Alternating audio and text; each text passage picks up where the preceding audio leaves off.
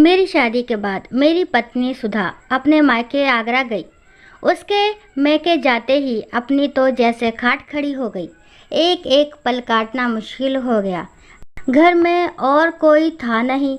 Mummy papa गांव में रहते थे और मुझे नौकरी के कारण शहर में रहना पड़ता था।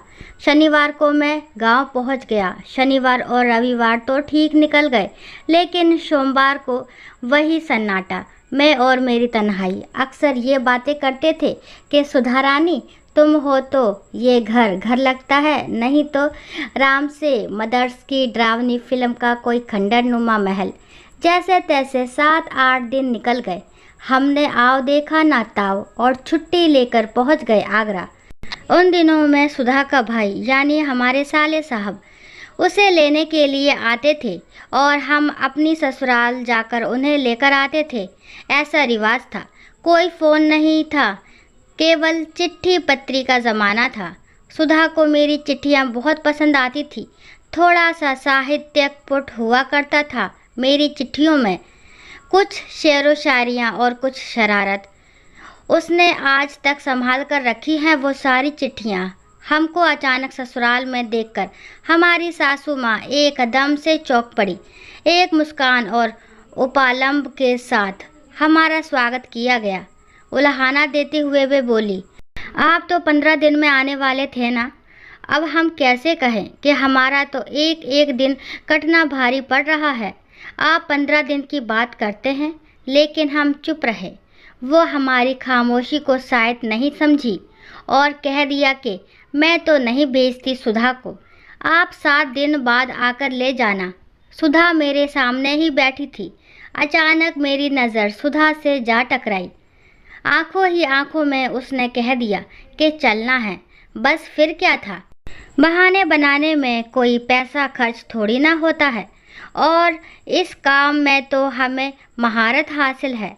सासू माँ से कह दिया, खाना कौन बनाए वहाँ पर। अब खाना वाना नहीं बनता हमसे, इसलिए 2-3 दिन में एक टाइम खा लेते हैं। वैसे 7-8 दिन की तो बात है। इतने दिनों में खाना नहीं खाएंगे तो भूखे तो मर नहीं जाएंगे ना।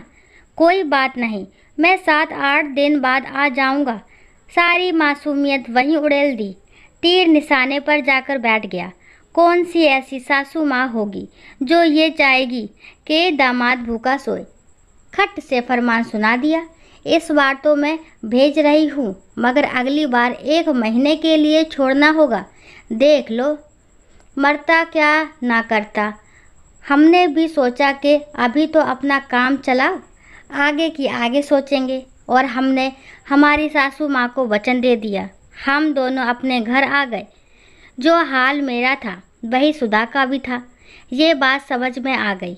अगली बार हमारे साले साहब फिर से लेने के लिए आए और हमारी सासू माँ का फरमान भी सुना दिया कि उन्होंने 1 महीने रोकने को कहा है। हमने भी कह दिया कि हाँ, हमें हमारा वादा याद है। सुधा भी उसी हिसाब से कपड़े ले गई। तब तक हमारा पुत्र शेखर भी हो गया था। अब अकेले रहना असंभव सा लग रहा था, लेकिन जो वादा किया वो निभाना पड़ेगा की तर्ज पर रहना था, वो भी पूरे 1 महीने। बहुत मुश्किल टास्क था ये। अभी 7-8 दिन ही बीते थे कि सुधा की चिट्ठी आ गई। आपके बिना एक एक दिन काटे नहीं कटता है, आकर ले जाओ ना।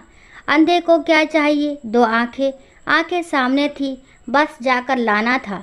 हमने तुरंत अपनी पैकिंग की और पहुंच गए आगरा। इस बार हमको देखकर हमारी सासू माँ भड़क गई और भजन सुनाने लगी। हम भी चुपचाप सुनते रहे।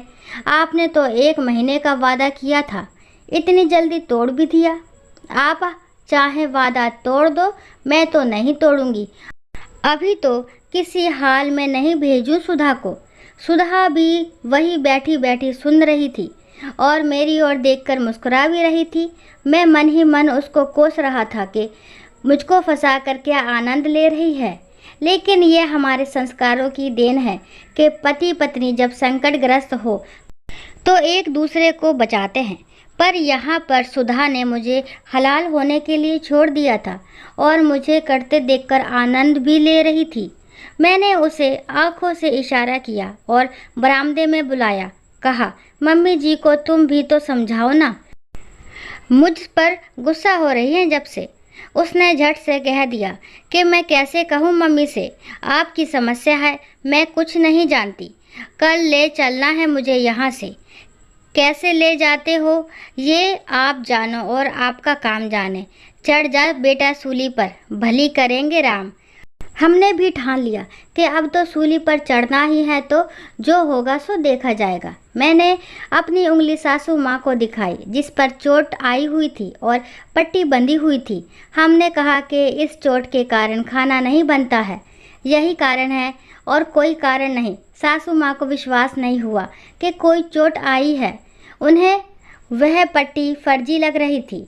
हमने पट्टी खोलकर भी दिखाई। वो ये तो मान गई कि चोट है पर उतनी गंभीर नहीं है। रात तक ये कार्यक्रम चलता रहा। सासू माँ का कि वो नहीं भेजेंगी। मुझे लगा कि मामला फिट नहीं हो रहा है, तो एक बार मैंने दबी जुबान से कह दिया कि आप सुधा से भी एक बार पूछ तो लो कि वह रुकने के लिए तैयार है या नहीं। अब तो सासू माँ का मुंह खुला का खुला रह गया। सुधा वही बैठी थी, तुरंत अंदर भाग गई। सासू माँ की आश्चर्यचकित आवाज़ आई, सुधा तेने जुल्म कर दियो। सुधा की हंसी रोके नहीं रुक रही थी। सासू माँ अंदर सुधा के पास चली गई और कहा, अच्छा तूने चिट्ठी लिखकर बुलाया है कुंवर साहब को, अब तेरा मन यहाँ पर नहीं लगता है ना? मुझे तो पता ही नहीं था। फिर थोड़ी देर में दोनों ड्राइंग रूम में आ गई। अब वो कहने लगी, मुझे माफ़ करना कुंवर साहब, मैंने आपको पता नहीं क्या क्या कह दिया। शादी के बाद ऐसी स्थिति आ जाए कि बेटी का मन अपने पेहर में नहीं लगे, इससे अच्छी और कोई बात हो ही नहीं सकती है। बेटी ससुराल में कैसे रहती है ये सोचकर कभी कभी तो मन बहुत डरता था, लेकिन अब मेरे मन में कोई चिंता नहीं है, बल्कि फ़क्र है कि मेरी बेटी और दामाद में बहुत प्यार है। ऐसा हर जगह नहीं होता है। इसके अलावा हमको और क्या चाहिए? आप दोनों की जोड़ी युगों युगों तक बनी रहे, यही आशीर्वाद देती हूँ। और उनकी आंखों से अश्रुधार बह निकली। दोस्तों, आशा करती हूँ ये कहानी आपको ज़रूर पसंद आई होगी। अगर कहानी पसंद आती है तो प्लीज़ मेरे चैनल को लाइक, शेयर और सब्सक्राइब करना ना भूलें। और इस कहानी के बारे में आपके क्या विचार हैं कमेंट बॉक्स में ज़रूर बताएं। और इस कहानी को लास्ट तक सुनने के लिए थैंक यू। राम राम, राधे राधे।